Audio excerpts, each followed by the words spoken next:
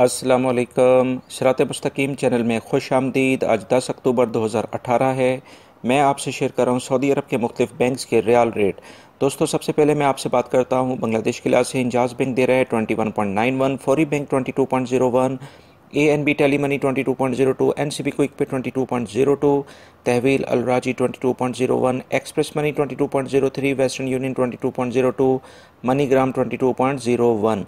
पाकिस्तान के लिहाज से अगर हम देखें तो इंजाज बैंक दे रहा है 34.69, फौरी bank 34.80, ANB Telemoney 34.19, NCB Quick Pay 32.90, तहवील अलराजी 34.69, Express Money 34.69, Western Union 34.83, MoneyGram 33.85, National Bank of Pakistan Riyadh में 33.90 का रियाल रेट दे रहे हैं।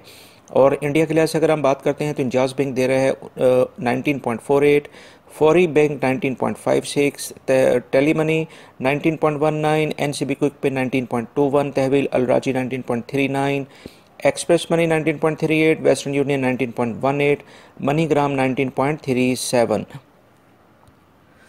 नेपाल के लिहाज से अगर हम बात करते हैं तो इंजाज बैंक दे रहा है 30.57, फौरी बैंक 31.14 और ANB Telemoney 30.03, NCB Quick Pay 28.99, तहवील अलराजी 30.85, एक्सप्रेस मनी 30.86, वेस्टर्न यूनियन 30.56 और मनीग्राम 31.17।